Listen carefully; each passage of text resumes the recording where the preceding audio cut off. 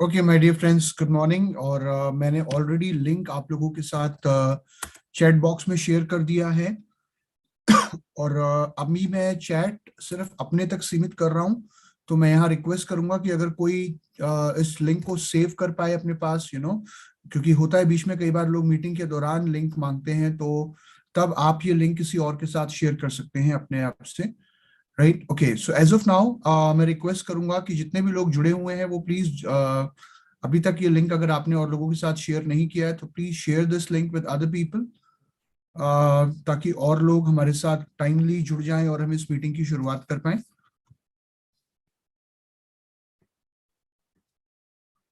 Okay, so let's start with the meeting, क्योंकि हम already इस मीटिंग को लाइव कर चुके हैं और बाकी जो लोग हमारे साथ जुड़ रहे हैं वो लोग हमारे साथ जुड़ते रहेंगे। और मुझे पता है कि आपका समय बहुत कीमती है और ये जो समय आपने अपने लिए निकाला है इसको आप बिल्कुल इस्तेमाल करना चाहेंगे। So my dear friends, a very good morning all of you. आप सभी का स्वागत है आज के इस अर्ली मॉर्निंग मीटिंग में, सुबह 7 बजे जो हम करते हैं हर रोज। और आज का जो टॉपिक है ये बहुत ही महत्वपूर्ण है, जिसका नाम है conflict management. In fact, how to manage conflict in a team. तो सबसे पहली चीज तो मैं आप लोगों को बताना चाहूंगा कि कॉन्फ्लिक्ट का मतलब क्या होता है। आई थिंक हम में से बहुत सारे लोग जब एक शब्द सुनते हैं कॉन्फ्लिक्ट, तो हम में से बहुत सारे लोग काफी इसको नेगेटिव मानते हैं, या हमें लगता है कि यार कॉन्फ्लिक्ट जो है वो एग्जिस्ट नहीं करनी चाहिए, या किसी प्रकार की कोई कॉन्फ्लिक्ट नहीं होनी चाहिए। तो यहाँ पर मैं आप लोगों को एक चीज पूछना चाहूंगा कि आपके परिवार में, आपके घर में, आप अगर 4 मेंबर हैं, तो क्या हर व्यक्ति का थॉट प्रोसेस बिल्कुल एक जैसा है? आई थिंक आप लोगों ने एक कहावत भी सुनी होगी कि जहाँ 4 बर्तन होते हैं वहां पे आवाज भी होती है। एक परिवार में भी, एक फैमिली में भी, चाहे आपकी एक न्यूक्लियर फैमिली हो या आपकी एक ज्वाइंट फैमिली हो, हर व्यक्ति का सोचने का तरीका, हर व्यक्ति का चीजों को देखने का नजरिया बिल्कुल एक जैसा नहीं होता। तो जब भी आप एक डिस्कशन करते हैं लोगों के साथ अपने परिवार में किसी एक डिसीजन पर पहुंचने के लिए, तो कई कई बार आप देखते हैं कि विचारधारा में मतभेद होता है।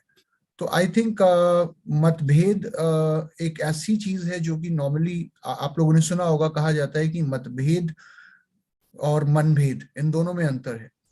तो जब हम मतभेद की बात करते हैं, यानी कि कहीं ना कहीं हमारी और सामने वाले की विचारधारा में अंतर है।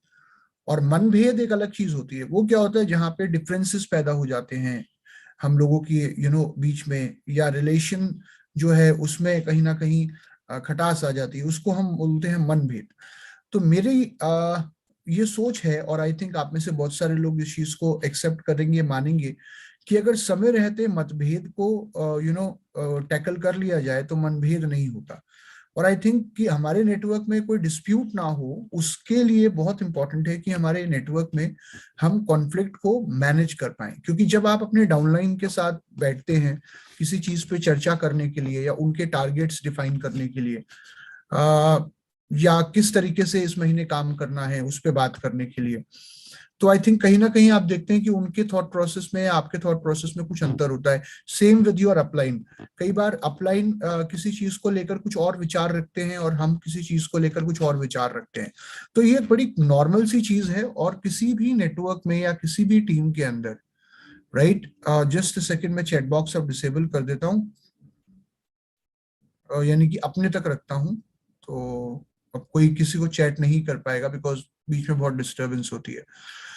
ओके, तो माय डियर फ्रेंड्स, आमतौर पे मैं आप लोगों को बता दूं कि किसी भी व्यक्ति, किसी भी नेटवर्क के अंदर आमतौर पे कहीं ना कहीं जो कॉन्फ्लिक्ट होती है वो एक हेल्दी नेटवर्क की निशानी होती है। इसका मतलब क्या है कि आपके नेटवर्क में कहीं ना कहीं अगर डिस्कशंस हो रहे हैं और अगर लोग अपना पॉइंट ऑफ व्यू प्रेजेंट कर रहे हैं, तो कहीं ना कहीं लोग कंफर्टेबल फील करते हैं। देखिए, एक ऐसी टीम की कल्पना करिए या एक ऐसे परिवार की कल्पना करिए जहां पे सिर्फ एक व्यक्ति जो कहता हो वही सब कुछ पत्थर की लकीर है, और रेस्ट ऑफ द पीपल अपनी बात नहीं रख पा रहे या रखना नहीं चाहते किसी भी कारण से। तो क्या आप एक ऐसे नेटवर्क का हिस्सा बनना चाहेंगे, या फिर क्या आप एक ऐसे नेटवर्क का निर्माण करना चाहेंगे अपने लिए जहाँ पे कोई व्यक्ति कुछ बताए ही ना आपको, या लेट्स से कोई व्यक्ति अपना पॉइंट ऑफ व्यू नहीं ना रखे और सिर्फ आप ही आप बोल रहे हो? तो आई थिंक ऐसे नेटवर्क में शायद लोग हमारी बात सुन तो रहे होंगे, लेकिन इस ऐसी टीम में या ऐसे बिजनेस में कभी भी आपको कुछ एक्स्ट्रा ऑर्डिनरी होता हुआ नजर नहीं आएगा। क्योंकि अगर हम बात करें ग्रोथ की, तो माय डियर फ्रेंड्स, ग्रोथ हमें तभी मिलती है जब इंटरेक्शन होता है, जब डिस्कशन होता है, जब लोग अपने पॉइंट ऑफ व्यू रखते हैं और एक दूसरे के पॉइंट ऑफ व्यू हम समझने की कोशिश करते हैं। शायद तभी हमें कुछ नया मिलता है, हम कुछ नया कर पाते हैं अपने नेटवर्क में, अपनी टीम में कुछ नए आइडियाज हमें मिलते हैं। तो कॉन्फ्लिक्ट की अगर मैं बात करूं, तो कॉन्फ्लिक्ट एक एक अच्छी टीम की निशानी है, जहां पर अलग अलग विचारधारा के लोग एक साथ आते हैं और अपने अपने विचार प्रकट करते हैं और किसी एक रिजल्ट पर पहुंचने की कोशिश करते हैं एक साथ। तो यहाँ पर मैं आप लोगों को बता दूं कि ये एक हेल्दी रिलेशनशिप का पार्ट है, जैसे कि मैंने आपको बताया। और किसी भी नॉर्मल रिलेशनशिप के लिए ये बहुत जरूरी है कि हम सामने वाले के पॉइंट ऑफ व्यू को समझे या अपना पॉइंट ऑफ व्यू सामने वाले व्यक्ति के आगे प्रेजेंट कर पाए। So this is very important, conflict is a part of any healthy relationship. और जरूरी नहीं है कि दो लोग हमेशा हर बार किसी एक चीज पे अग्री करें। इनफैक्ट जो लोग मैरिड हैं, शादीशुदा लोग, क्योंकि मैं भी मैरिड हूं, तो वो चीज को मानते हैं कि हस्बैंड वाइफ भी हमेशा हर चीज पे अग्री नहीं करते ना। बहुत चीजों को लेकर हस्बैंड वाइफ की विचारधारा अलग होती है। तो इसका मतलब ये तो नहीं है कि वो बात करना बंद कर देते हैं या उस चीज पे चर्चा ही करना बंद कर देते हैं। ऑब्वियसली वो भी एक दूसरे से डिस्कस करते हैं। हो सकता है कई बार शायद जिस पॉइंट ऑफ व्यू से या जिस एंगल से मैं किसी चीज को देख रहा हूँ, हो सकता है शायद वो उतना इफेक्टिव ना हो। लेकिन अगर मैं सामने वाले व्यक्ति के पॉइंट ऑफ व्यू को कंसिडर करने की कोशिश करूं, तो शायद मुझे भी कोई एक नया आइडिया मिल जाए या एक नया नजरिया मिल जाए किसी भी चीज को देखने का। तो मेरा ये मानना है कि कॉन्फ्लिक्ट रिजोल्यूशन के लिए सबसे इंपॉर्टेंट ये है कि अगर आप एक हेल्दी स्ट्रांग नेटवर्क बिल्ड करना चाहते हैं, तो एक ओपन माइंड रखना बहुत जरूरी है। ये मान लेना कि दुनिया में सबसे समझदार आदमी कौन? मैं। सबसे होशियार आदमी कौन? मैं। और सामने वाला कौन? बेवकूफ। ये मान लेना ऑब्वियसली किसी भी व्यक्ति को इस बिजनेस में या नॉर्मली किसी भी नेटवर्क या टीम में सफल नहीं बनाता। तो always keep an open mind. जरूरी नहीं है कि हम हर बार सही हो सकता है सामने वाले के पॉइंट ऑफ व्यू को कंसिडर करने से हमें एक नया थॉट मिल जाए, हमें एक नया नजरिया मिल जाए किसी भी सिचुएशन को देखने का। और यहाँ पर मैं आप लोगों को एक चीज बताना चाहूंगा। एक व्यक्ति हुए हैं जिनका नाम था एरिस्टोटल। तो इनको अरस्तु भी बोलते हैं हिंदी में।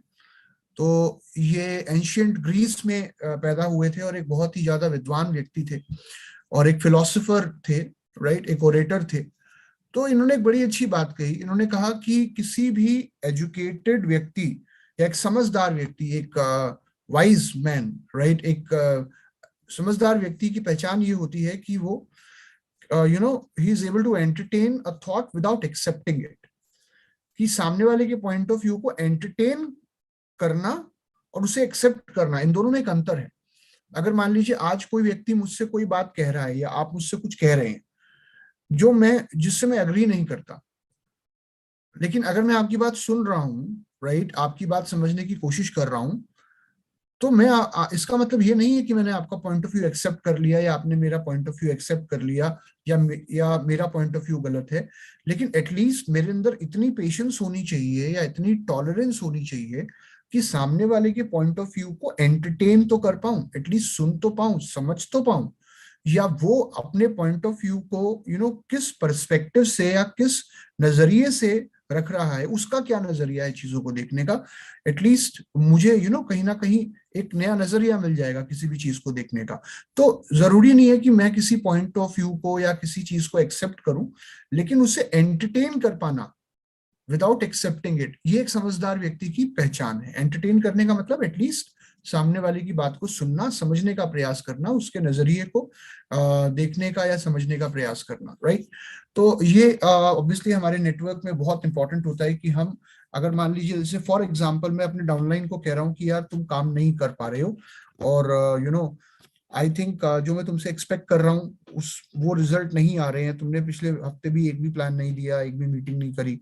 लेकिन वो मुझे बता रहा है कि सर पिछले हफ्ते मैंने कोशिश तो करी थी लेकिन मैं लिस्ट नहीं बना पाया या बात नहीं कर पाया लोगों से। तो हो सकता है शायद मैं उसकी बात को एक्सेप्ट ना करूं, या हो सकता है शायद वो जो बोल रहा है मेरे हिसाब से वो एक बहाना हो, लेकिन एटलीस्ट फिर भी मुझे सामने वाले व्यक्ति की बात को सुनने और समझने की टॉलरेंस इतनी मेरे अंदर होनी चाहिए as an upline, as a leader, कि मैं एटलीस्ट उसका पॉइंट ऑफ व्यू समझ पाऊं। हो सकता है शायद मुझे एक नया पर्सपेक्टिव मिल जाए, या मैं एक्चुअली में उसकी प्रॉब्लम को समझ पाऊं। तो यहाँ पे मैं आप लोगों को एक चीज और बताना चाहूंगा कि आमतौर पे कॉन्फ्लिक्ट क्यों होती है। आवाज आ रही है आप लोगों को मेरी? Yes, no, maybe, I don't know. किसी को आवाज आ रही है मेरी? Okay, thank you very much guys. Because जिनको आवाज नहीं आ रही है वो लोग प्लीज अपना नेटवर्क कनेक्शन चेक करें। और ओके, सो क्यों डिफरेंस, कॉन्फ्लिक्ट क्यों होती है? देखिए, कॉन्फ्लिक्ट होने के कई कारण होते हैं। आई थिंक आप में से बहुत सारे लोगों ने शायद वो एक कहानी सुनी होगी जहां पर एक रूम में एक बहुत बड़ा हॉल था, और उस हॉल में कुछ लोगों को लेकर जाया गया और उन सबकी आंखों पे पट्टी बांध दी गई। और उस हॉल में पहले से एक हाथी मौजूद था। राइट, ये कहानी मैं पहले भी सुना चुका हूँ, लेकिन आज इस कहानी को एक नए नजरिए से मैं आपको सुना रहा हूँ। तो उस हॉल में एक हाथी मौजूद था, और ये जो लोग उस रूम में लेकर जाए गए थे, इन सब की आंखों पे पट्टी बंधी हुई थी, और इन सबको नहीं पता था कि उस हॉल में एक हाथी पहले से मौजूद है। तो इन सबको हाथी के अलग अलग जगहों पे, साइडों में खड़ा किया गया, और सबसे कहा गया कि ये जो चीज है यहाँ पे कुछ है, आप इसे टच करिए और आप बताइए कि ये क्या है। तो जो व्यक्ति हाथी की सूंड के पास खड़ा था, जब उसने सूंड को हाथ लगाया तो उसने कहा ये तो एक पाइप है। और जिसने हाथी की पूंछ को पकड़ा उसने कहा ये तो एक रस्सी है। जो व्यक्ति हाथी के दांत को पकड़ पाया उसने कहा ये तो एक पेड़ की टहनी है। राइट। जिसने हाथी के पैर को छुआ उसने कहा ये तो पेड़ का तना है। जिसने हाथी की कमर पे हाथ रखा उसने कहा ये तो एक दीवार है। तो हर व्यक्ति के लिए कुछ और ही था वो। राइट, किसी भी व्यक्ति के लिए ओवरऑल पूरा हाथी नहीं था, क्योंकि किसी ने भी पूरा हाथी नहीं देखा था। किसी के लिए वो पूंछ थी, किसी के लिए वो रस्सी थी, किसी के लिए कुछ था, किसी के लिए कुछ था। और शायद यही होता है कि हम में से ज्यादातर लोग जब किसी भी चीज पे चर्चा करने बैठते हैं, तो हम में से बहुत सारे लोगों को उतना ही नजर आता है या उतना ही दिखाई देता है जितना, जहां तक हम सोच पा रहे हैं, या जो जितना हमारा नजरिया हमें दिखा पा रहा है। तो एक्चुअली में कॉन्फ्लिक्ट एक बहुत ही अच्छा साधन है जहां पर आप मिलकर एक्चुअली में जो एक्चुअल प्रॉब्लम है आपकी टीम की, या जो एक्चुअल सिचुएशन है उसको आप देख पाएंगे एज ए टीम, जब आप एक दूसरे के पॉइंट ऑफ व्यू को समझने की कोशिश करेंगे। तो कॉन्फ्लिक्ट हमेशा होती है, क्योंकि लोगों के नजरिया अलग हैं, लोगों की एक्सपेक्टेशंस अलग हैं, लोगों की वैल्यूज भी अलग होती हैं। हो सकता है कोई चीज मेरे लिए सही हो लेकिन आपके लिए गलत हो। राइट, किसी काम को किसी एक तरीके से करना शायद मैं उसे सही मानता हूँ, या हो सकता है आप गलत मानते हो, या आप गलत मानते हो और मैं सही मानता हूँ। राइट। तो इसी तरीके से कॉन्फ्लिक्ट होती है नेटवर्क के अंदर भी। आज ये टॉपिक थोड़ा जनरल है आप लोगों को, मुझे लग रहा है कि शायद आप लोग जानते हैं कि हर दिन मैं किसी एक बिजनेस रिलेटेड टॉपिक पे ही बात करता हूँ, लेकिन यकीन मानिए कि कॉन्फ्लिक्ट मैनेजमेंट भी एक बिजनेस रिलेटेड टॉपिक ही है। इनफैक्ट अगर हम ये समझ जाएंगे कि कैसे अपने नेटवर्क में कॉन्फ्लिक्ट को मैनेज करना है, तो आई थिंक बहुत सारी सिचुएशंस को हम बहुत अच्छे से डील कर पाएंगे अपने नेटवर्क के अंदर। राइट। तो यहाँ पे मैं आप लोगों से बात करना चाहूंगा कुछ कॉन्फ्लिक्ट मैनेजमेंट स्टाइल्स के बारे में। तो माय डियर फ्रेंड्स, कुछ स्टाइल्स होते हैं कॉन्फ्लिक्ट को मैनेज करने के। और सबसे पहला जो स्टाइल होता है वो होता है कंपीटिंग स्टाइल। तो कंपीटिंग स्टाइल ये होता है जहां पे हम ये मान के चलते हैं कि यार हमें सिर्फ अपना इंटरेस्ट सेटिस्फाई करना है, या जो मैं चाहता हूं मुझे वो अचीव करना है। डजंट मैटर सामने वाले व्यक्ति का इंटरेस्ट, या सामने वाला जो चाहता है वो उससे मिले या ना मिले। मतलब मुझे अपनी बात मनवानी है, या जो मैं कह रहा हूं वो मुझे सिद्ध कराना है। राइट। बहुत से लोग ऐसे होते हैं जो कंपीटिंग स्टाइल में रहते हैं, जो हमेशा अपना पॉइंट ऑफ व्यू ही सही प्रूव करना चाहते हैं, या जो वो चाहते हैं वो ही उस चीजें उसी तरीके से हो। राइट। सामने वाले के पॉइंट ऑफ व्यू को तवज्जो ना देना, उसकी नीड क्या है, उसकी जरूरत क्या है, वो क्या एक्सपेक्ट करता है इस रिलेशनशिप में आपसे। राइट, उस चीज को बिल्कुल भी ध्यान में ना रखते हुए सिर्फ अपनी अपनी बखानना और जो हम चाहते हैं उस चीज को मनवाने की कोशिश करना। तो अगर हम एक ऐसे रिलेशनशिप में हैं जहां पे हम बिल्कुल सिर्फ अपने पॉइंट ऑफ व्यू को रखना चाहते हैं और अपनी ही बात मनवाना चाहते हैं, तो हो सकता है कुछ समय के लिए शायद आप बड़े खुश हो जाएं कि यार जो मैं चाह रहा हूं वो हो गया, लेकिन लॉन्ग टर्म में आप बहुत सारे रिलेशनशिप्स को गवा देंगे। क्योंकि इस दुनिया में हम किसी भी रिलेशनशिप में तब तक उस रिलेशनशिप को निभा सकते हैं जब तक हम सामने वाले व्यक्ति की नीड को समझकर उसकी भी नीड को फुलफिल करने की कोशिश कर रहे हैं कि वो इस रिलेशनशिप में हमसे क्या एक्सपेक्ट करता है, राइट। तो आई थिंक कंपीटिंग, बट कई बार ऐसा भी होता है जब हमें एक्चुअली में देयर इज अ ये कभी कुछ ऐसी सिचुएशंस भी होती हैं जहाँ पे हमें कंपीटिंग होना पड़ता है। फॉर एग्जांपल, अब मेरा बच्चा है, अगर मान लीजिए उसको बहुत जुकाम हो रहा है और वो उसकी तबीयत खराब है, खांसी हो रही है और आज वो आइसक्रीम खाने की जिद कर रहा है, तो ऑब्वियसली मुझे कंपीटिंग होना पड़ेगा। मुझे इस एक ऐसा डिस्कशन करना पड़ेगा जहां मुझे उसे कन्विंस करना ही पड़ेगा कि जो मैं चाहता हूं या जो मैं कह रहा हूं वो सही है, आपको नहीं खानी है भी आइसक्रीम। यानी कि कुछ ऐसी सिचुएशंस होती है जहां पे आपको लगता है कि अगर सामने वाले की बात मानी गई या सामने वाले व्यक्ति ने वो किया जो आप नहीं चाह रहे हो कि वो करे, तो कहीं ना कहीं आपको और उसको और पूरी टीम को नुकसान हो सकता है। तो कभी कभी हमें कंपीटिंग होना पड़ता है, ये भी एक कॉन्फ्लिक्ट स्टाइल है, राइट। जहाँ जिंदगी और मौत का सवाल है, ऑब्वियसली वहां पे तो फिर हमें ज्यादा डिस्कशन करने का मौका नहीं मिलता। In fact you have to lead like a leader, उस समय थोड़ा सा स्टर्न होना पड़ता है, असर्टिव होना पड़ता है। Then there is one more way जो कॉन्फ्लिक्ट मैनेजमेंट में बहुत ही आम तौर पे ज्यादातर लोग और मैं भी इसको बेस्ट मानता हूँ, इस एक स्टाइल को, जहां पे दोनों पार्टीज का, सामने वाले व्यक्ति का और हमारा एक ही मकसद रहता है कि दोनों को वो मिले जो हम चाहते हैं, राइट। सामने वाले की भी बात पूरी तरीके से, कहते हैं ना, मतलब कि तुम्हें भी वो मिल गया जो तुम चाहते थे और मुझे भी वो मिल गया जो मैं चाहता था, win win situation, right. I think this is the ideal way. But बहुत बार ऐसा होता है कि 100% सामने वाले को वो दे पाना या वो सामने वाले के लिए कर पाना जो वो एक्सपेक्ट कर रहा है वो पॉसिबल नहीं होता, या जो हम चाह रहे हैं वो भी 100% हमें मिल जाए वो बहुत बार पॉसिबल नहीं होता। तो कभी कभी बहुत बार हमें कॉम्प्रोमाइज सिचुएशन में आना पड़ता है कि शायद कुछ हमें गिव अप करना पड़ता है कि चल ठीक है, मैं एक काम करता हूँ, मैं अपना 1 घंटा निकाल लेता हूँ या अपने आधे घंटे, अपने 1 घंटे में से सॉरी पूरे दिन के शेड्यूल में से 1 घंटा मैं गिव अप कर देता हूँ और मैं 1 घंटा आपके लिए लगाता हूँ।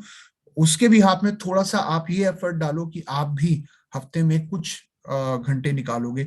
तो जहां पे तो कुछ थोड़ा बहुत थोड़ा आगे सामने वाली पार्टी आती है, थोड़ा आगे आप आते हो, उसको हम बोलते हैं कॉम्प्रोमाइज, राइट। जहां पर दोनों पार्टीज को विजय मिलती है, लेकिन कुछ ना कुछ गिव अप करना पड़ता है। अब ठीक है, कुछ पाने के लिए कुछ खोना भी पड़ता है। फिर एक और कॉन्फ्लिक्ट मैनेजमेंट स्टाइल होता है जिसको हम बोलते हैं अवॉइडिंग, जहां पे सामने वाली पार्टीज या हम दोनों ये कहते हैं छोड़ना यार, क्या कॉन्फ्लिक्ट के ऊपर क्या बात करनी, मतलब अगर ये टॉपिक है कि देखिए कई बार क्या होता है ना कि कुछ चीजें ऐसी होती हैं जिनको एड्रेस करना बहुत जरूरी है। अब मान लीजिए आपके नेटवर्क में कोई व्यक्ति है, आपकी टीम में कोई व्यक्ति है जो रेगुलरली लेट आ रहा है मीटिंग्स में, राइट, या रेगुलरली कुछ ऐसा काम कर रहा है जो शायद आपकी पूरी टीम को कहीं ना कहीं एक रॉन्ग मैसेज दे रहा है। और शायद वो कुछ भी हो सकता है, कोई अनएथिकल चीज कर रहा है या कुछ ऐसा एग्जाम्पल सेट कर रहा है जो शायद बाकी लोगों के लिए भी एक गलत एग्जाम्पल सेट करे। कोई एक व्यक्ति है जिसको आपने कहा हुआ है कि इन मीटिंग में हर बार यूनिफॉर्म में आना है, लेकिन वो बार बार बिना यूनिफॉर्म के आ जाते हैं या लेट आते हैं मीटिंग में, या टीम में स्कीम्स प्रमोट नहीं करते हैं, खुद टाइमली परचेज नहीं करते हैं।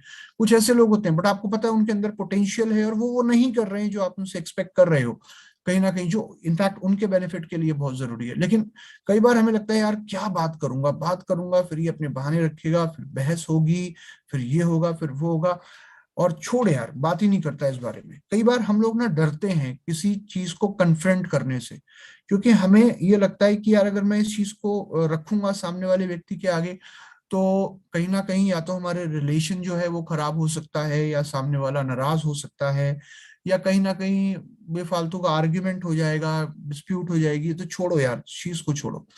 नाउ ये बहुत इंपॉर्टेंट है कि वो चीज जिसको आप अवॉइड कर रहे हो, अगर आप उसे अवॉइड करते हो तो उसके फ्यूचर में रिजल्ट्स क्या हो सकते हैं, उसके कॉन्सिक्वेंसेस सामने वाले और आपके लिए क्या हो सकते हैं। कई बार कुछ ऐसी सिचुएशंस होती हैं जिनको अवॉइड करना एक लंबे समय के लिए घातक होता है, हमारे लिए या किसी भी और व्यक्ति के लिए या टीम के लिए। तो अवॉइडिंग मेरे ख्याल से एक हेल्दी ऑप्शन नहीं है। अगर कहीं पर भी आपको लगता है कि कोई सिचुएशन है जिसको एड्रेस करना बहुत जरूरी है, तो उसे एड्रेस करिए, राइट। इनफैक्ट अगर आपको ये लग रहा है कि रिलेशन बिगड़ जाएगा बात करने से, तो शायद आपको ये सोचना बहुत जरूरी है कि कुछ ऐसी डिस्कशंस होते हैं जो अगर हम कर लेते हैं समय रहते, तो रिलेशनशिप स्ट्रांग हो जाते हैं, इनफैक्ट खराब होने से बच जाते हैं, राइट। अभी कुछ ऐसे भी सिचुएशंस होती हैं जहां पे हमें कॉन्फ्लिक्ट को अवॉइड करना चाहिए, वो मैं आपको आगे बताऊंगा, राइट। इसके बाद माय डियर फ्रेंड्स, एक और तरीका होता है जिसको हम कॉन्फ्लिक्ट मैनेजमेंट में यूज करते हैं, वो होता है एकोमोडेटिंग। जहां पे हम सामने वाले को कहते हैं यार जो तुझे चाहिए तू कर ले यार, मतलब मैं छोड़ देता हूँ, मतलब मैं गिव अप कर देता हूँ, ठीक है, तुम सही मैं गलत, तुम्हें क्या चाहिए, व्हाट डू यू वांट, तुम्हें ऐसे करना है इस काम को, तुम कर लो, कोई इशू नहीं। तो यहाँ पे क्या होता है, दिस इज द, आमतौर पे हम एकोमोडेटिंग स्टाइल का आप यूज करते हैं।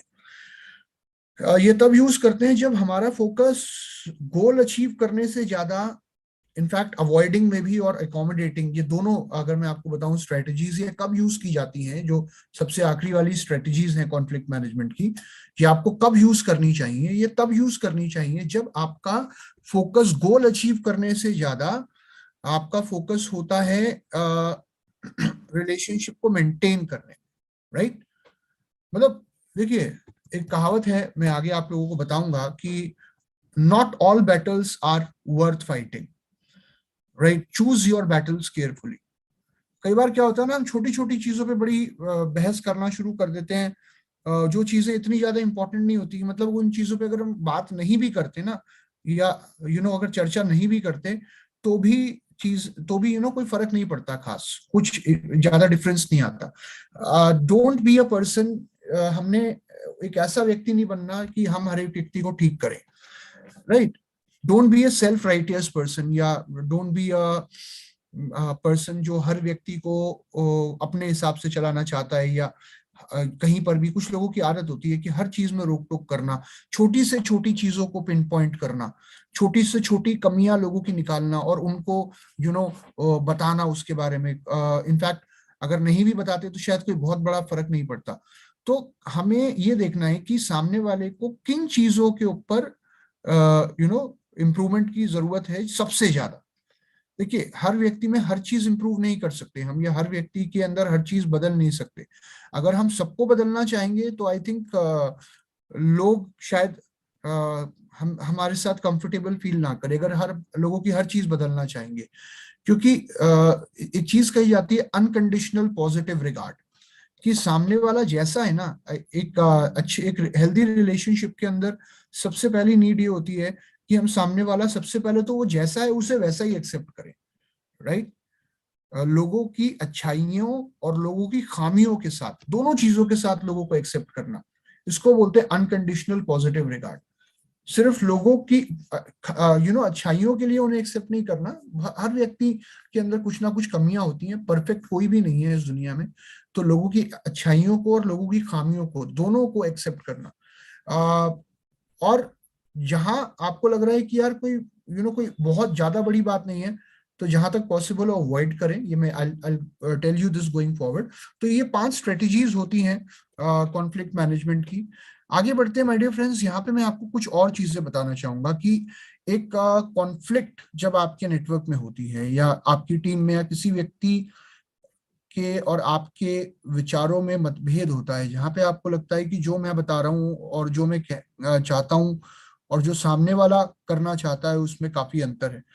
तो कई बार हम जब रिस्पॉन्स देते हैं या डिस्कशन करते हैं, उस सिचुएशन को हैंडल करते हैं, तो वो एक हेल्दी रिस्पॉन्स भी हो सकता है और वो एक अनहेल्दी रिस्पॉन्स भी हो सकता है। ना अनहेल्दी रिस्पॉन्स क्या होता है कॉन्फ्लिक्ट का, वो ये होता है जहां पे हम जो चीजें सामने वाले को के लिए मैटर करती हैं उनको ध्यान में ना रखते हुए सिर्फ उसी चीज पे ध्यान दे जो हम चाहते हैं या जो हम सामने वाले से कराना चाहते हैं। अब इसमें क्या होगा, हो सकता है कि सामने वाला आपको गलत समझे, या सामने वाला आपको एक डिक्टेटर समझे, या हो सकता है सामने वाला वो करे ही ना जो आप चाहते हो। तो ये बहुत इंपॉर्टेंट है कि एक हेल्दी रिस्पॉन्स हम कॉन्फ्लिक्ट के प्रति अपनाएं। और एक हेल्दी रिस्पॉन्स क्या होता है, जहां पे हम सामने वाले व्यक्ति के लिए जो चीजें महत्वपूर्ण हैं या सामने वाले का जो पॉइंट ऑफ व्यू है उसको समझें पहले, राइट, कि ये इसके लिए क्या इंपॉर्टेंट है, और उसके बाद सामने वाले से उस चीज पे चर्चा करें। अनहेल्दी रिस्पॉन्स होता है जहां पे हम, जब हमें दिखता है कि लोग हमारे अकॉर्डिंग नहीं चल रहे या जैसा हम चाह रहे हैं, ये किसी के साथ भी हो सकता है, अपलाइन डाउनलाइन एनीबडी, कि यार मेरे हिसाब से तो ये चीज ऐसे नहीं होनी चाहिए। तो वहां पे हम एक्सप्लोसिव, एंग्री, गुस्से में आ जाते हैं, बहुत हर्ट हो जाते हैं, राइट, या बदले की भावना के साथ भर जाते हैं, रिजेंट आ जाती है हमारे अंदर, रिजेंटमेंट आ जाती है। तो ये सारी चीजें सामने वाले को तो बाद में नुकसान पहुंचाएंगी, पहले ऑब्वियसली आपको ही नुकसान पहुंचाएंगी। और काम रहिए, नॉन डिफेंसिव रहिए, अपना बचाव करने की कोशिश मत करिए। ज्यादा से ज्यादा क्या होगा, या तो सामने वाला आपका पॉइंट ऑफ व्यू समझ जाएगा या नहीं समझेगा। अगर नहीं भी समझेगा तो कोई बात नहीं, टीम में जरूरी नहीं है कि हर व्यक्ति आपके पॉइंट ऑफ व्यू से अग्री करे, हो सकता है और वो किसी चीज से अग्री करता हो और कुछ चीजों में शायद सामने वाला हम हमारे साथ अग्री नहीं भी करता, तो राइट, तो इट डजेंट मैटर। तो काम रहिए, नॉन डिफेंसिव रहिए, और सामने वाले के जो के प्रति जो आपके रिएक्शंस हैं वो रिस्पेक्टफुल होने चाहिए। उसके अलावा अगर हम बात करें, राइट, एक अनहेल्दी रिस्पॉन्स में क्या होता है कि जहां पे हम एक डिस्कशन करने के बाद चीजों को आगे दिल में रखते हैं, कि मान लीजिए आज मैं आपके साथ किसी चीज पे चर्चा कर रहा हूं, मैं आपको कुछ समझाने की कोशिश कर रहा हूं, और आखिरी में शायद हम एक कॉन्सेंसस पे नहीं पहुंचते, हम एक कॉमन ग्राउंड पे नहीं आ पाते। तो मेरे दिल में ये बात मैं रख लेता हूँ कि यार अरे इन्होंने मेरी बात नहीं मानी, राइट, या आप अपने दिल में बात रख लेते हो कि यार इन्होंने कुछ तो बात मान ली लेकिन पूरी बात नहीं मानी। तो उस एक चीज को दिल में नहीं रखना, और किसी भी प्रकार की ऐसी भावना को नहीं रखना। Be ready to forgive and forget. I think ये सबसे ज्यादा इंपॉर्टेंट है एक स्ट्रांग नेटवर्क में, एक स्ट्रांग टीम में, कि हम चीजों को बहुत ज्यादा एक चीजों का बोझ लेकर अपने दिमाग पे आगे ना बढ़े। जो हो गया वो हो गया, हो सकता है शायद कुछ चीजें हीट ऑफ द मोमेंट होती हैं, कई बार शायद आप एक सही फ्रेम ऑफ माइंड में नहीं होते, या सामने वाला एक सही फ्रेम ऑफ माइंड में नहीं होता। तो हो सकता है शायद अगर आज मैं आज आपको कुछ समझाने की कोशिश कर रहा हूं तो शायद अभी आपके समझ में ना आए, या मुझे अभी आपकी बात समझ में ना आए। लेकिन अगर अभी आपको लगता है कि हम किसी रिजल्ट पे नहीं पहुंच पा रहे हैं किसी भी कॉन्फ्लिक्ट में या किसी भी डिस्कशन में, तो कुछ समय के लिए उस डिस्कशन को पोस्टपोन भी किया जा सकता है, या कुछ समय बाद भी उस पर चर्चा की जा सकती है। जरूरी नहीं है कि अभी के अभी ही हमें एक पॉइंट पे पहुंचना है, राइट। तो दिस इज वेरी इंपॉर्टेंट कि हम रिलेशनशिप्स को महत्व दें और सामने वाले के पॉइंट ऑफ व्यू को समझने की और रिस्पेक्ट देने की कोशिश करें, राइट। एक अनहेल्दी रिस्पॉन्स क्या होता है, जैसे कि मैंने बताया कि जब हम सामने वाले के पर्सपेक्टिव से, सामने वाले के पॉइंट ऑफ व्यू से चीजों को नहीं देखते या नहीं समझते, उससे हम बोलते हैं एक अनहेल्दी रिस्पॉन्स। लेकिन जहां पे हम सामने वाले के पॉइंट ऑफ व्यू को समझने की कोशिश करते हैं और कहीं ना कहीं खुद भी थोड़ा कॉम्प्रोमाइज करने की स्टेट में रहते हैं कि थोड़ा आगे हम भी बढ़ेंगे। अभी मैं आगे नेगोशिएशन के ऊपर बात करूंगा आने वाले मॉड्यूल्स में। तो वो एक हेल्दी रिस्पॉन्स होता है। और कॉन्फ्लिक्ट को अवॉइड कर देना या किसी चीज पे चर्चा ही ना कर पाना इस डर से कि यार पता नहीं सामने वाला मेरी बात को समझेगा या नहीं समझेगा, या सामने वाला मेरा पॉइंट ऑफ व्यू एक्सेप्ट करेगा या नहीं करेगा, उस डर से कॉन्फ्लिक्ट को अवॉइड कर देना, आई थिंक वो आने वाले समय में चीजों को और ज्यादा खराब कर सकता है। तो बेटर क्या है कि जब भी आपको आपके नेटवर्क में, आपकी टीम में कहीं पर कोई भी कॉन्फ्लिक्ट नजर आती है, तो उसको फेस करना और जिस व्यक्ति के साथ आपके मतभेद हैं बैठकर उसके ऊपर चर्चा करना और एक दूसरे के पॉइंट ऑफ व्यूज को एक्सचेंज करना, आई थिंक वो एक हेल्दी रिलेशनशिप की पहचान है। और आज और आने वाले समय में आपके नेटवर्क में आपके रिलेशनशिप्स को और ज्यादा स्ट्रॉन्ग करने का काम करेगा। माय डियर फ्रेंड्स, आगे बढ़ते हैं। यहाँ पर कुछ और टिप्स जो मैं आपको देना चाहूंगा, जो कि आपको एक स्ट्रॉन्ग नेटवर्क, एक स्ट्रॉन्ग रिलेशनशिप सामने वाले व्यक्ति से बिल्ड करने में मदद करेगी। तो कॉन्फ्लिक्ट के अंदर दो चीजें होती हैं, पहली चीज रिवील एंड दूसरी चीज लिसन। रिवील का मतलब अपना पॉइंट ऑफ व्यू प्रेजेंट करें सामने वाले व्यक्ति के आगे, आप क्या मानते हैं, आप क्या समझते हैं, आपको क्या लगता है, आप क्या चाहते हैं, आपकी क्या एक्सपेक्टेशन है। लेकिन वो करने से पहले लिसन, आई थिंक वो सबसे इंपॉर्टेंट है कि हम क्या चाहते हैं या हम क्या एक्सपेक्ट करते हैं किसी भी रिलेशनशिप में किसी भी व्यक्ति से। उससे ज्यादा इंपॉर्टेंट है कि हम सामने वाले व्यक्ति को पहले सुने, फिर अपना पॉइंट ऑफ व्यू रिवील करें। लेकिन अपना पॉइंट ऑफ व्यू रिवील करने से पहले भी अंडरस्टैंडिंग बहुत जरूरी है, समझें सामने वाले व्यक्ति को और फिर अपना पॉइंट ऑफ व्यू समझाने की कोशिश करें। तो I think understanding is the key, right. और किसी भी रिलेशनशिप में आर्ग्यूमेंट जीतने से ज्यादा हमारे लिए रिलेशनशिप प्रायोरिटी होना चाहिए। बहुत बार क्या होता है, हमें लगता है यार कि मैं जो कह रहा हूं ना वो सामने वाला व्यक्ति बात मान ले, या जो मैं कह रहा हूं वही सही है, या ये मेरी बात से अग्री कर जाए। लेकिन बहुत बार ऐसा नहीं होता, सामने वाला आपके पॉइंट ऑफ व्यू को उतनी इंपॉर्टेंस नहीं देता या एक्सेप्ट नहीं करता, राइट। तो आई थिंक उस चीज से चिपके रहने से ज्यादा महत्वपूर्ण यह है कि मैं रिलेशनशिप को ज्यादा महत्व दूं। अगर आज आप मेरी बात से अग्री नहीं करते किसी भी चीज पे, तो it's okay, I think it's fine. मतभेद होना अच्छी बात है, हो सकता है शायद आप एक बेटर तरीका ढूंढ लो उस एक काम को करने का, या आप एक बेटर आइडिया ढूंढ लो, या हो सकता है आप एक ऐसा पॉइंट ऑफ व्यू प्रेजेंट कर दो मेरे लिए जो शायद मेरी थॉट प्रोसेस को चेंज कर दे, या मेरे को एक ऐसा नजरिया दे दो आप जो शायद मेरे काम करने के तरीके को और बेटर कर दे। तो कोई भी परफेक्ट नहीं है इस दुनिया में, हमें हर व्यक्ति से कुछ ना कुछ सीखने को मिल जाता है, और हमेशा हमारे लिए रिलेशनशिप ज्यादा महत्वपूर्ण होना चाहिए आर्ग्यूमेंट जीतने के मुकाबले। दूसरी चीज, बहुत बार क्या होता है कि हम जब भी किसी व्यक्ति से, मान लीजिए मेरे, जैसे मैंने भी एक एग्जांपल दिया था कि मेरी टीम में कोई एक व्यक्ति है जिसके साथ मेरे पास्ट में कुछ ऐसे एक्सपीरियंसेस रहे हैं जो शायद इतने अच्छे नहीं थे, या हो सकता है कि शायद वो व्यक्ति कुछ एक ओकेजन्स पे मीटिंग में लेट आया, या लेट्स से कुछ भी हो सकता है जिन चीजों ने पास्ट में मुझे हर्ट किया है। तो जब भी आज की डेट में आप किसी व्यक्ति से एक डिस्कशन करने के लिए बैठते हो, या उसके पॉइंट ऑफ व्यू को समझने के लिए बैठते हो, या अपना पॉइंट ऑफ व्यू प्रेजेंट करने के लिए बैठते हो, तो जो पुरानी चीजें हैं ना उन्हें दिमाग में रख के मत बैठो। वरना क्या होगा कि हम आज आज जो प्रॉब्लम है उस पर चर्चा नहीं करेंगे, हम पुरानी बातों पे बात करना शुरू कर देंगे। यार उस दिन तुमने, आज से 2 महीने पहले तुमने मेरे को ये बात कही थी, या उस दिन तुम जब आए थे तो तुमने मीटिंग में तुम लेट आए थे और तुम लगातार लोगों से ये बात बोल रहे थे, व्हाटएवर। तो आई थिंक जो पास्ट में हो गया, अगर हम गड़े मुर्दे उखाड़ेंगे, अगर कहते हैं ना गड़े मुर्दे मत उखाड़ो, कि पास्ट की बात अगर आप करोगे ना कि तुमने मुझसे ये कहा था, फिर तुमने एक दिन ऐसा किया था, फिर वो 4 बातें आपको बोलेगा, फिर 2 बातें आप पास्ट की उखाड़ोगे। तो आई थिंक हिस्ट्री से सीखा जा सकता है, लेकिन हिस्ट्री का इतना ज्यादा रेफरेंस अगर आप दोगे ना, तो आई थिंक कि आप प्रेजेंट पे बात ना करके फ्यूचर को कैसे इंप्रूव करना है उस पे बात ना करके आप सिर्फ पास्ट में क्या हुआ उस पे ही फोकस करके रह जाओगे, और कोई भी रिजल्ट हम लोग नहीं निकाल पाएंगे, राइट। सो आई थिंक ये बहुत ज्यादा इंपॉर्टेंट है कि हम आज सामने वाले व्यक्ति से जब भी बात करें, हम बायस्ड ना हो पास्ट एक्सपीरियंसेस के आधार पे।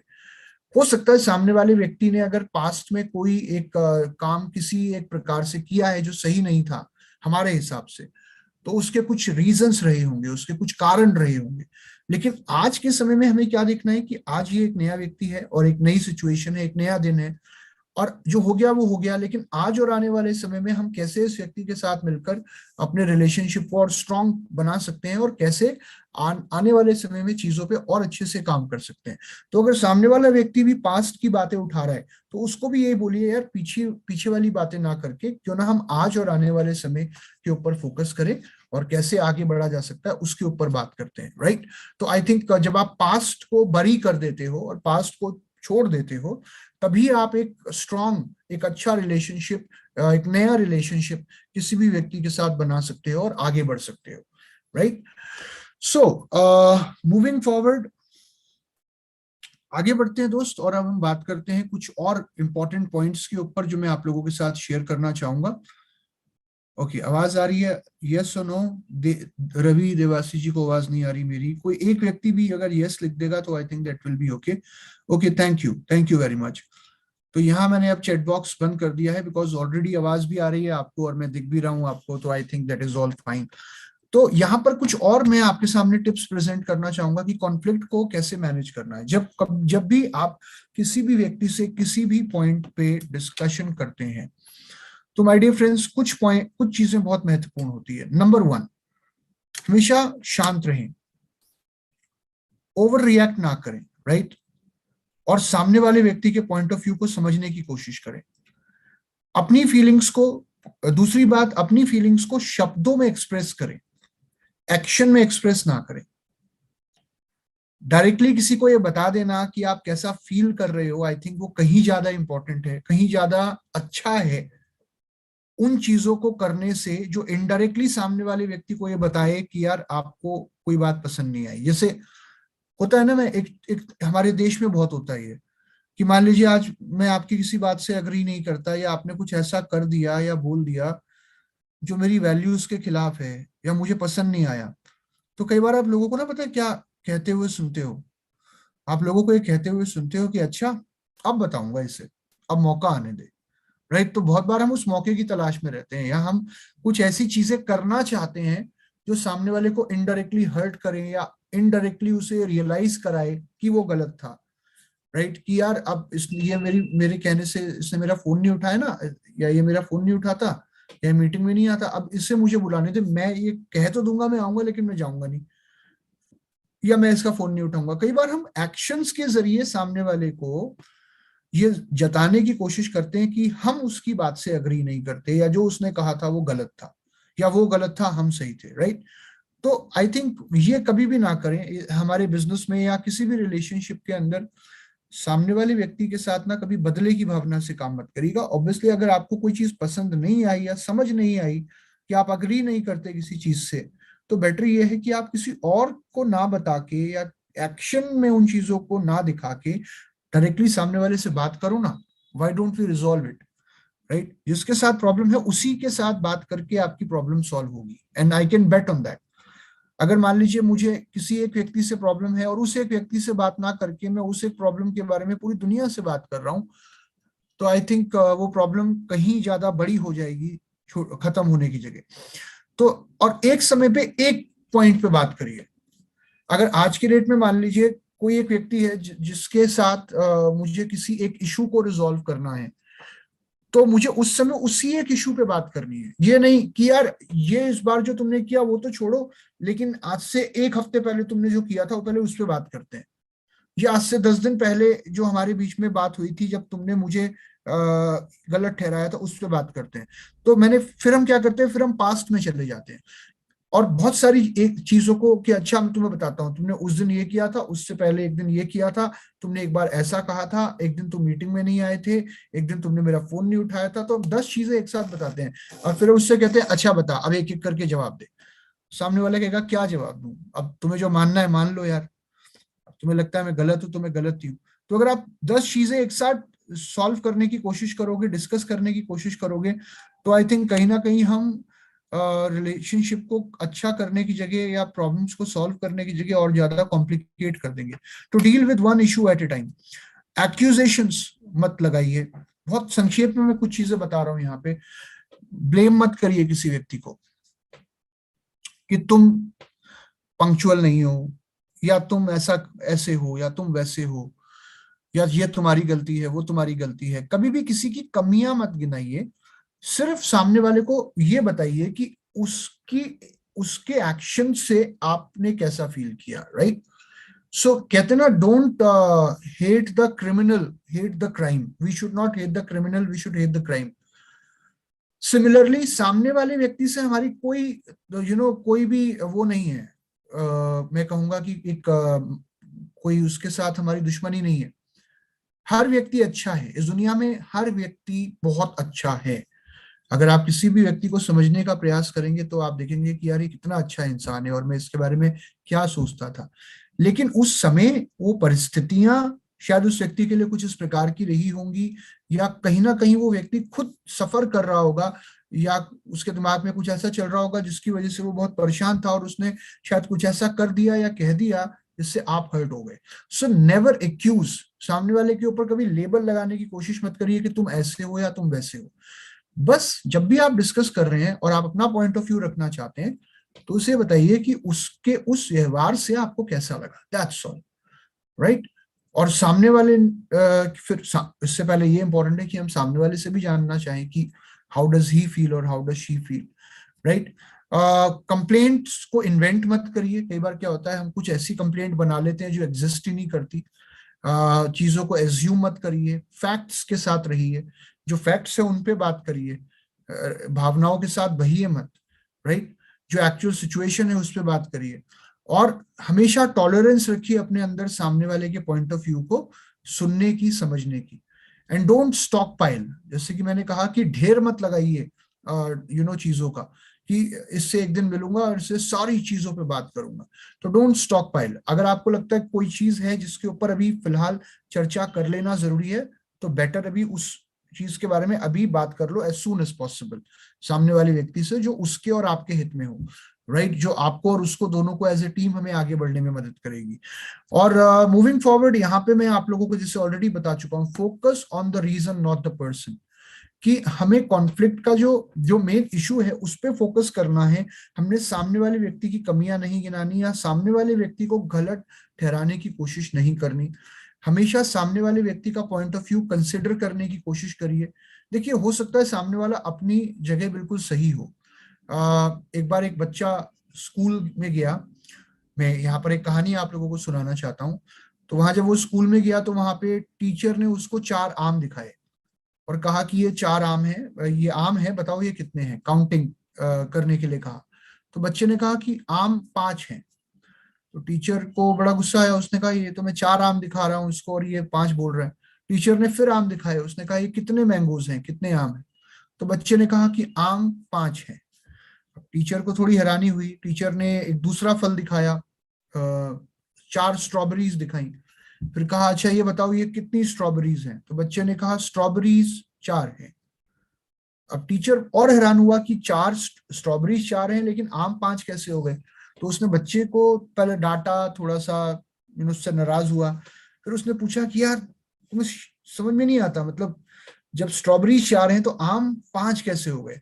तो बच्चे ने कहा आम 5 है। तो टीचर ने फिर पूछा कि आम 5 कैसे है। तो बच्चे ने कहा कि सर 4 तो आपके पास हैं और एक मेरे बैग में रखा है, तो आम 5 हैं। तो वो जो एक उसके बैग में रखा था वो टीचर को नहीं पता था। तो बहुत बार सामने वाले के बैग में क्या रखा है, सामने वाले के दिमाग में क्या चल रहा है, वो कोई बात क्यों रख रहा है, क्या क्यों कह रहा है, वो इस प्रकार का रिएक्शन क्यों दे रहा है, we don't know the story of the other person. तो आई थिंक ये बहुत जरूरी है कि हम सामने वाले व्यक्ति के पॉइंट ऑफ व्यू को समझने की कोशिश करें, right.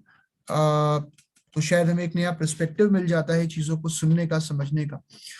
Rephrase if clarity required, अगर आपको लगता है कि सामने वाले व्यक्ति की बात हमें समझ में नहीं आई, उसका पॉइंट ऑफ व्यू समझ में नहीं आया, तो रीफ्रेज करिए। रीफ्रेज का मतलब होता है कि सामने वाले व्यक्ति की बात को अपने शब्दों में दोहरा देना, कि सर अगर मैं सही समझ पाया हूं तो क्या आपके कहने का मतलब ये है, क्या आप ये कहना चाहते हैं कि कि आप ये नहीं समझ पा रहे हैं कि इस बिजनेस के अंदर आपको आगे कैसे बढ़ना है, या आपको कोई क्लैरिटी नहीं मिल रही है कि आपको प्लान कैसे देना है, कि आपके कहने का मतलब यही है, राइट।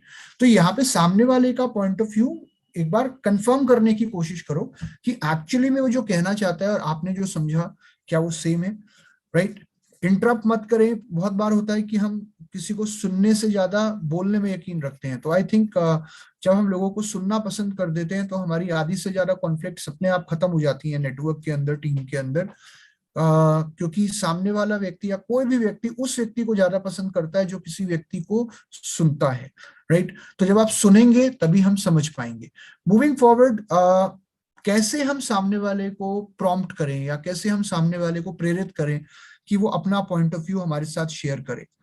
मान लीजिए आप किसी एक चीज पर डिस्कशन कर रहे हैं किसी व्यक्ति से, अब मुझे नहीं पता, अब मैं चाहता हूं कि सामने वाला अपनी बात रखे, लेकिन सामने वाला भी कंफर्टेबल नहीं है अपना पॉइंट ऑफ व्यू रखने में। तो यहाँ पर कुछ फ्रेजेस मैं आपको बता रहा हूँ जो एक्चुअली में आप यूज कर सकते हो सामने वाले के पॉइंट ऑफ व्यू को समझने के लिए। फॉर एग्जाम्पल कि sir I really want to understand what has upset you, कि मैं ये निश्चित तौर पर समझना चाहता हूँ कि क्या चीज है जो आपको अपसेट कर रही है, या I want to know what you are really hoping for, कि मैं जानना चाहता हूं कि आप एक्चुअली में क्या चाह रहे हैं। तो प्लीज मैं चाहूंगा कि आप मुझे जरूर वो एक्सप्लेन करें, right. It sounds you want this, right. तो मेरे हिसाब से शायद आप ये चाहते हैं, राइट। ये भी एक तरीका होता है सामने वाले के पॉइंट ऑफ व्यू को उसे शेयर करने के लिए प्रेरित या प्रॉम्प्ट करने का। I can imagine how upsetting it must have been for you. मैं समझ सकता हूँ कि ये आपके लिए कितना अपसेटिंग रहा होगा, बट स्टिल मैं ये एक्सपेक्ट करूंगा, आपसे जानना चाहूंगा कि आपकी क्या एक्सपेक्टेशन है, आप क्या चाहते हैं। एंड आई रियली अप्रिशिएट कि हम लोग इस चीज के बारे में बात कर रहे हैं। कई बार क्या होता है ना कि सामने वाला कंफर्टेबल फील नहीं करता, या सामने वाला आपसे कुछ कहना चाहता है और आपका इंस्टेंट रिएक्शन पॉजिटिव ना हो कि हम डिफेंसिव जोन में चले जाते हैं। तो अगर सामने वाला आपसे किसी एक चीज पे बात करना चाहता है तो हमारा पहला रिएक्शन ये होना चाहिए कि आई रियली अप्रिशिएट, मुझे बड़ी खुशी हुई कि हम इस चीज से बात कर रहे हैं, right. I am glad we are trying to figure this out. मुझे बहुत खुशी है कि हम इस चीज को रिजॉल्व करने की कोशिश कर रहे हैं। तो ये कुछ तरीके होते हैं जिससे आप सामने वाले को प्रॉम्प्ट कर सकते हैं उसके पॉइंट ऑफ व्यू को शेयर करने के लिए और उसके पॉइंट ऑफ व्यू को आपको बताने के लिए। आप यहाँ पर कुछ और टिप्स मैं आप लोगों को देना चाहूंगा माय डियर फ्रेंड्स, जो एक्चुअली में कॉन्फ्लिक्ट रिजोल्यूशन में हमारी मदद करती हैं। पहली टिप है validate the concern of other person even if the solution is elusive at this time. कई बार क्या होता है कि हमें ये लगता है कि अभी फिलहाल में कोई सोल्यूशन नहीं है उस प्रॉब्लम का, उस चीज का जो सामने वाला चाहता है। इवन दो अगर सोल्यूशन नहीं भी है तो भी अगर आप सामने वाले के पॉइंट ऑफ व्यू को समझने की कोशिश करेंगे या उसके कंसर्न को समझने की, सुनने की कोशिश करेंगे, और अगर आप उसे ये रियलाइज कराएंगे कि यार आप चिंता मत करो, I am there with you, और हम बहुत जल्द श्योरली कुछ ना कुछ फिगर आउट कर लेंगे, राइट, कि कैसे इसको सॉल्व किया जाए, I am always there with you. तो जब आप ये आश्वासन किसी व्यक्ति को देते हो या कहीं ना कहीं उसे रियलाइज कराते हो कि आप उसके साथ हैं, चाहे वो कोई भी हो, और आप उसके पॉइंट ऑफ व्यू को समझ रहे हैं, तो आई थिंक कहीं ना कहीं वो जो रिलेशनशिप है वो और स्ट्रांग हो जाता है। हो सकता है देखिए बहुत सारी ऐसी प्रॉब्लम्स होती हैं इनका फिलहाल में आपको कोई सोल्यूशन नजर नहीं आ रहा होता, या आपको लग रहा होता है कि जो सामने वाला व्यक्ति चाहता है वो अभी पॉसिबल नहीं है, लेकिन फिर भी उसे रियलाइज कराना कि यार I am there with you, right, don't worry, we will figure something out, हम कुछ ना कुछ ढूंढ लेंगे। तो वो कहीं ना कहीं और सामने वाले का जो ट्रस्ट है आपके प्रति उसको और ज्यादा इंक्रीज कर देता है। दूसरी चीज मैं आप लोगों को बताना चाहूंगा कि कॉन्फ्लिक्ट एक ऐसी चीज है जो कि नेटवर्क में जब मतभेद होते हैं, जब चार लोग किसी एक चीज पे चर्चा करते हैं या वन टू वन हम अपने डाउनलाइन से बात करते हैं, और उसका थॉट प्रोसेस आपसे अलग होता है, चाहे वो अपलाइन हो या डाउनलाइन हो, तो एक एक ये हेल्दी चीज है जो आपके नेटवर्क में कॉन्स्टेंटली नए आइडियाज को और नई लर्निंग्स को लाने का काम करेगी। हमें हर बार नई चीजें समझने का मौका मिलेगा, नई चीजें जानने का मौका मिलेगा, और ये कहीं ना कहीं आपकी और आपकी टीम की ग्रोथ के लिए बहुत इंपॉर्टेंट है कि ये constant flow of ideas network में होता रहे, जिसके करके हम हर बार और नए बेहतर तरीके ढूंढ पाए काम को करने के। और मैं फिर एक चीज कहूंगा यहाँ पे, फाइनली कुछ और चीजें मैं क्विकली आप लोगों के साथ शेयर करना चाहूंगा। कुछ यहाँ पे थॉट्स हैं। The goal should not be to avoid problems but to choose which problems are better. तो अगर हम एक ऐसी जिंदगी चाहते हैं जिसमें कोई प्रॉब्लम ना हो, या अगर हम एक ऐसा नेटवर्क चाहते हैं, ऐसी टीम चाहते हैं जिसमें कोई प्रॉब्लम ही ना हो, तो ना तो टीम एग्जिस्ट करेगी, ना नेटवर्क एग्जिस्ट करेगा, और ना ही हम एग्जिस्ट करेंगे, क्योंकि जब तक हम जिंदा हैं और जब तक हमारा नेटवर्क जिंदा है तब तक प्रॉब्लम्स होंगी। लेकिन as an upline, as a leader, ये मेरे को चूज करना बहुत जरूरी है कि मेरे लिए कौन सी प्रॉब्लम्स ज्यादा इंपॉर्टेंट है, या कौन सी वो प्रॉब्लम्स हैं जिनको मैं चूज करना चाहूंगा अपनी लाइफ में, अपने बिजनेस के अंदर मैं किन चीजों पे फोकस करना चाहूंगा जहां से मुझे और मेरे डाउनलाइन को ज्यादा अच्छे रिजल्ट मिल सकते हैं। सो प्रॉब्लम्स ऑब्वियसली अगर आप थोड़ा छोटा टारगेट लेके काम करोगे तो भी आपको प्रॉब्लम आएगी, एक बड़ा टारगेट लेके काम करोगे तो भी प्रॉब्लम आएगी। और कई बार क्या होता है कि जब एक छोटा सा टारगेट लेके काम करते हैं ना, कुछ बड़ा अचीव नहीं करना चाहते और बस थोड़ा बहुत करना चाहते हैं अपने लिए और अपने नेटवर्क के लिए, तो जो प्रॉब्लम दिख रही होती है वो बहुत बड़ी नजर आ रही होती है, and that is a fact.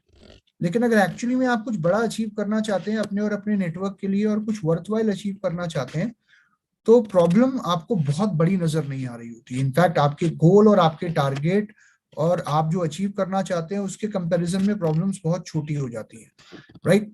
तो you have to choose your problem, similarly you have to choose your conflicts, कि कौन से डिस्कशंस ऐसे हैं जो कि एक्चुअली में वर्थवाइल है। You have to pick your battles. हर चीज पे बहस करना, हर चीज के ऊपर बैठकर चर्चा करना, छोटी छोटी चीजें गिनाना, लोगों को छोटी छोटी चीजों में लोगों को इम्प्रूव करने की कोशिश करना, हर चीज में फीडबैक देने की कोशिश करना, तो शायद इसका मतलब हम लोगों को बिल्कुल 360 डिग्री चेंज करना चाह रहे हैं। आप किसी को पूरी तरीके से नहीं बदल सकते, आप किसी व्यक्ति के बैकग्राउंड को नहीं बदल सकते, उसकी विचारधारा को पूरी तरीके से चेंज नहीं कर सकते। लेकिन जहां पर भी आपको लगे कि यार ये डिस्कशन बहुत जरूरी है सामने वाले के लिए, उसकी ग्रोथ के लिए, और अगर मैं इस चीज की चर्चा नहीं करूंगा तो वो उसकी और हम सब की ग्रोथ को हैम्पर करेगी, तो आई थिंक वहां पे आपको उस बैटल को चूज करना चाहिए और उस कॉन्फ्लिक्ट के ऊपर या उस एक चीज के ऊपर चर्चा करनी चाहिए और सामने वाले का पॉइंट ऑफ व्यू जानने की कोशिश करनी चाहिए।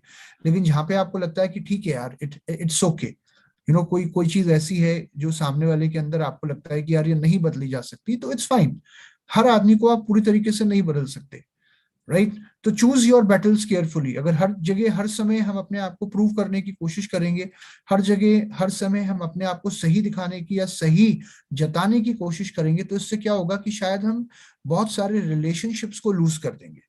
मूविंग फॉरवर्ड, बहुत बार क्या होता है कि जो problem, the problem is most of us, कि हमारे इमोशंस ही हमारी रियलिटी को डिफाइन करते हैं, कि फिलहाल में जो हम फील कर रहे होते हैं हमें लगता है वही सही है, राइट? तो जैसे फॉर एग्जाम्पल, कल रात को मैं यहाँ होटल के कमरे में बैठा था और मेरा चार्जर काम नहीं कर रहा था। मैंने एक सॉकेट में लगाया, वहां काम नहीं किया, दूसरे सॉकेट में लगाया, काम नहीं किया।